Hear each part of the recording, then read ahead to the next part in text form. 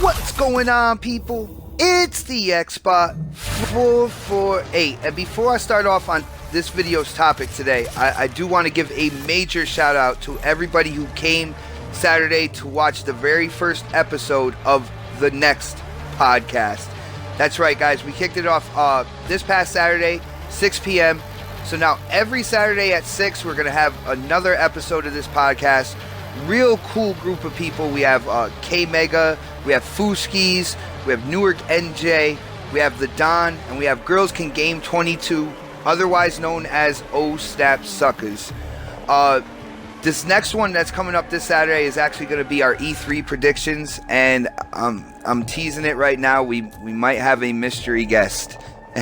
I'm really excited. The first episode went off with a blast, getting a lot of positive feedback, and thank you guys. But as far as today's video is concerned, let's talk about Halo 5 updates.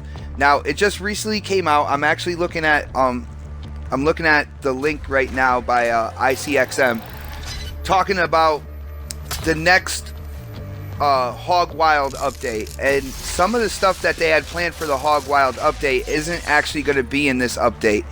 It seems that 343 needed some more time to polish some things out in terms of like the bigger things that were coming in this update. So we're still going to get the Hog Wild update, and it's still going to come with Rex.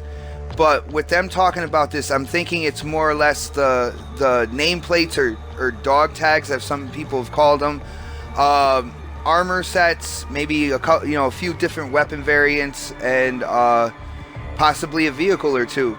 But they are holding some stuff back, and they are going to release that in June's update, which is Warzone Firefight update. Now, let's be honest here.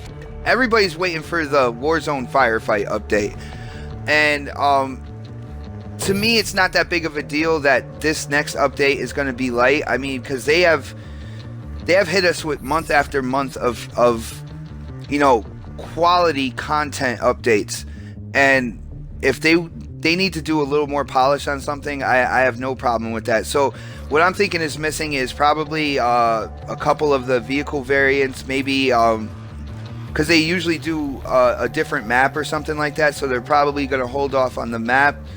Like I said, it's just going to be a really light update. Now, two things can happen here, because you got to remember, the Warzone Firefight update is coming in June. June is the same month that E3 is taking place. All right. Now, I'm looking at this with two options here. All right.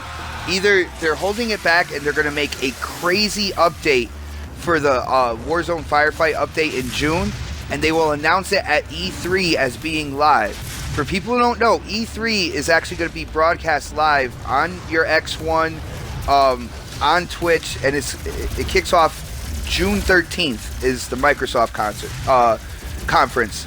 So, I'm really excited for that. I think that 343 might be holding back to do a really substantial update in June, and to have it absolutely ready to announce that you can download it the same day that they do the Microsoft conference. I'm thinking that's one of the things there. Otherwise, it's just exactly what they said it was. There was a few things that needed polish, and they just felt better if they took care of it and then put it in that later update. But an interesting thing to me is that they needed more time. All right. So it shows me that they are really working on that Warzone Firefight update. That update might be already done, and they're just waiting to release it at the time that they said to release it. But I know it's going to have Firefight with more than just that one map from the beta. They're going to have a few maps where Firefight takes place. There might be a couple different additions to it. Maybe something special we didn't expect. But I'm really excited for this. Now, these two updates are slated to be the last two free updates. But 343 has come out and said that they will still be providing I'm not sure if they said content, but they'll still be supporting Halo 5 beyond June.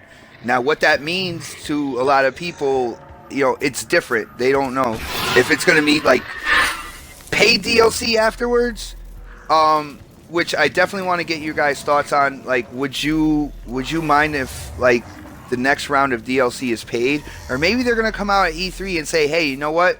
We have 5 or 6 more updates coming for you guys. Either way, at some point in time, 343 has to kind of move away from giving everything, including the kitchen sink, to Halo 5, and they have to start thinking about Halo 6, because these Halo games, they do take a long time to develop. I mean, as a Halo fan, I know. Just look at the space between Halo 3 and Halo 4. Oh my goodness. But as usual, guys, I want to know what you guys think. Hit up that comment section. Do you think it's a bad move that we're gonna get this kind of lighter content update this month, with probably a huge hammer dropping next month in terms of how much stuff we get? Another thing, just real quick, is I almost feel bad for the newcomers to Halo 5, because with all this content and everything like that, I could just imagine what the size of the game is now. Like, if you purchase the game, you go to download it on your system, it's got to be like, oh man, it's got to be like 85 gigabytes or so. It's got to be ridiculous. For anybody who is kind of new to Halo 5, hit up that comment section. Let me know how big this game is now in terms of download size. I'm really interested to find out how big this is and how long it actually takes to download now. But like I said, as usual, hit up that comment section. I want to know what you feel about these things. Are you excited for the Warzone firefight coming in June? Do you agree with me that like there is a definite possibility that they're going to have this ready for the E3 conference and announce that it's ready to download then? I mean, that would be awesome. If you like the content, you like the gameplay, definitely hit that thumbs up for me. And if you haven't subscribed yet, definitely subscribe. But as for now, this is the Xbot 448, and I am definitely signing off.